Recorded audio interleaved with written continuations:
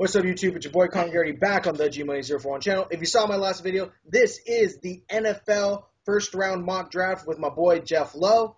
What's going on? We just finished picks 1 through 6. If you want, once we finish all the videos, just check out the sides and we'll have annotations. Just click on that if you know your team's picking to see who we think is going to be picked for your team. Please comment with if your favorite team.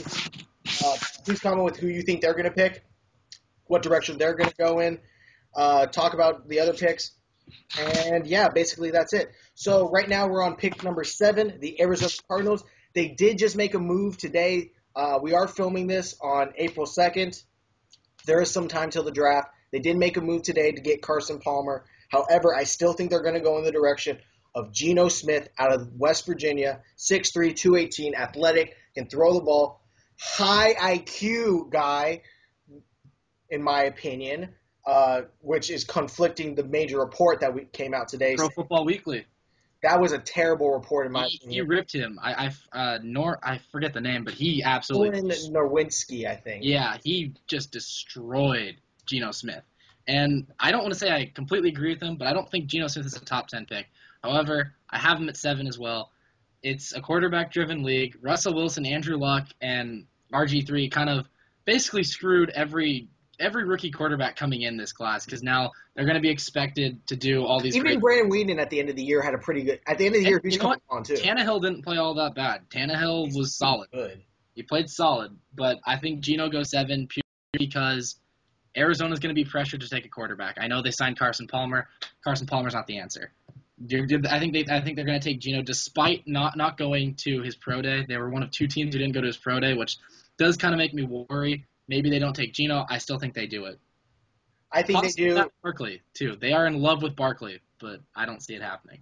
I think all the report that came out today, I think that was a total slam piece. I don't respect that guy at all. I don't respect his opinion. You know, he put the same thing out about Cam Newton 2 years ago, and he hasn't been all that wrong.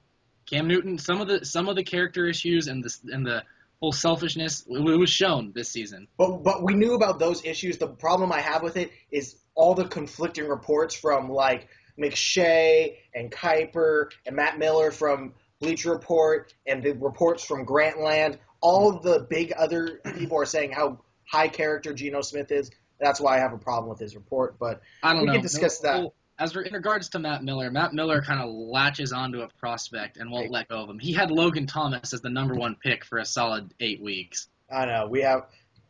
We can discuss the whole Geno Smith thing in another video. Let's move on. The Buffalo Bills at number 8. Shout out to Teddy Diltz. Your team has a lot of needs. I have Jarvis Jones out of Georgia going there, 6'3", 245 pounds, big run-stopping player, can play the pass rush also. Great prospect. There are some injury concerns. There are some character concerns, but I think that's where he's going to go. See, I see Buffalo and Arizona as very similar teams. They both brought in really bad veteran quarterbacks in Kevin Kolb and Carson Palmer, who are grossly overpaid. Yes. They have solid defenses. They're nothing great, but they're not bad either. And they both brought in new head coaches. I think Buffalo goes with Ryan Nassib. I think that's a big shocker, and I don't think a lot of people are going to agree with that. But Nassib was Doug Marrone's college quarterback. He knows the system. It's going to be very similar to Ryan Tannehill last year. Tannehill was a reach, but he got brought into Miami because Sherman was the offensive coordinator and his head coach at Texas A&M. So I think Nassib goes there. No, Nassib goes to Buffalo. Semi-local kid too, out of northern New York. If he doesn't get drafted there, he's not getting drafted until the 3rd round. Let's be honest. I'd agree. I would agree. Let's move on. The New York Jets. What a mess. What a mess that is. I have them going after another Zach Irons' favorite player, Ezekiel Ansah at BYU. 6'5", 271, athletic, but super raw. Incredibly raw prospect, but super athletic. That's who I think they're going to go after. He's a good pass rusher, but again, incredibly raw, incredibly new to the game, has a lot to learn. He's going to be a project. See, I like Ziggy. I like him, but I don't like him with the Jets. I like Barkevius Kiki Mingo. think Mingo fits a little better, and he can play that. He can play the 3-4 outside linebacker that sexy Rex he's looking for. I mean, Rex Ryan hasn't had a really great rush outside linebacker since getting to New York, and I don't think Mingo's going to save his job by any stretch of the imagination. The Jets are still going to go 6-10, possibly even worse. But I think Mingo's the right fit for the Jets. I think he fits into that system really well. See, I like Ansah because he could play that outside linebacker in the 3-4, or he could play down as a 3-4 defensive end. See, I don't think he could play 3-4 D end. I think it's a little too much. He's a little too small? I'd say that he's in a very odd position. He's too small for 3-4 D end, and he's a little too big for outside linebacker at 270. I'd say the problem with him is he's not really a run stopper, and as a 3-4 D end, you need a run stopper, and he's not really a pass rushing outside linebacker type because he hasn't learned that position. He would have to relearn a whole new position. Yep. So let's move on. Tennessee Titans, shout out to John Katnik at the 10th pick. The big cat. I think they're going to go offensive line. I have Chance Warmack out of the University of Alabama, 6'2", 317, big, strong. They need offensive linemen. That's where I think they're going to go. I also have Warmack going there. Warmack, pretty much, Jake Locker needs to cut down on turnovers. So, signing Andy Levitre was big for them. You're going to have to open up holes for CJ2K in order. That's exactly what I'm thinking. I think Warmack's a good pick for them. That's exactly the exact direction I'm going in. They need offensive linemen to block for CJ2K and help out Locker. If they get it, Warmack, he's also a great run blocker. That's going to really help the run game. So moving on, San Diego Chargers with the 11th pick. They need an offensive lineman to protect Phillip Rivers. Lane Johnson out of Oklahoma, 6'6", 303. I agree with that. Lane Johnson is the smart pick, but they're not going to pick him. They're going to take Cordarrelle Patterson. They're taking Cordarrelle Patterson. They don't have a receiver. Malcolm Floyd is done. He had his moments of decent. He had his moments. That's a ballsy pick, Geoff. I think you take Patterson purely. I don't think Patterson's a good player. I don't think it's the right pick at all. But I think it's now new coach, offensive coach, and Mike McCoy comes in. I think he's going to want a receiver. He needs to give Phillip Rivers a target on the outside, so I think he takes Cordarrelle Patterson. But the right pick is Jonathan Cooper or Lane Johnson. I gotta agree. I have Lane Johnson going there, and that's, in my opinion, the smart pick. That's the smart pick. But San Diego just fired their GM. I don't think they do it.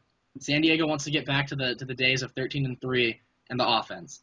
I think they're going to go. They could possibly go Air Coryell again and just start winging it around. Air Coryell was fun, but we'll see. And the last pick of this video, the Miami Dolphins. I think they're going to go local kid out of Florida State University, Xavier Rhodes, 6'2", 210 at corner. They have a need at corner. They don't have Vontae Davis. They traded him last year. They don't have Sean Smith. He's in Kansas City. They don't have any corners. They need somebody to fill a hole.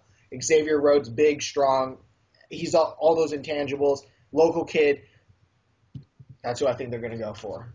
Yeah, I like Sean Smith. I don't know why they didn't re-sign him, first of all. I don't know either, because he's 6'4" and can jump. Solid corner. Yeah. Anyway, I have them taking Ezekiel, Ziggy, and Sai, actually. I think Sai could play D-end, which is what they really need. They really need a guy who can get to the pass, who can get to the quarterback, especially playing in the AFC East when you're going to face Tom Brady twice a year. And you did bring in Donnell Ellerbe for your defense, so I think Sai would be a good addition for them. But I do think Sai is a boomer bust. He's either going to be a JPP type and explode, or he's going to be like Vernon Golston. And I gotta agree with that, because he, again, I even worse than Golston, because he isn't. Again, I hate to push this topic, but he is the rawest player in this draft. I mean, they had to convince him to go out for football when he was in college. He hadn't played football until college. I mean, yeah. You want to talk about a raw player on defense, that's the guy. And I really ultimately think Ansai's ceiling is just going to be too great for a team like Miami to pass up.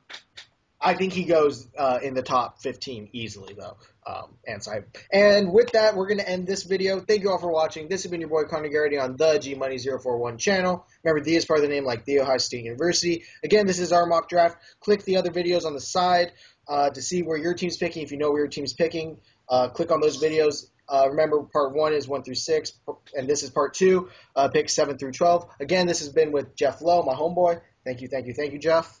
Yep, anytime, Garrity. Much love again for everybody who's watching, like what I'm doing. Again, please comment with what you think your team's going to pick in the draft and what direction they're going to go in. And yeah, again, thank you all for watching the G-Money041 channel with your boy Connor Garrity featuring Geoff Lowe. And with that, I'm going to hit y'all with the peace.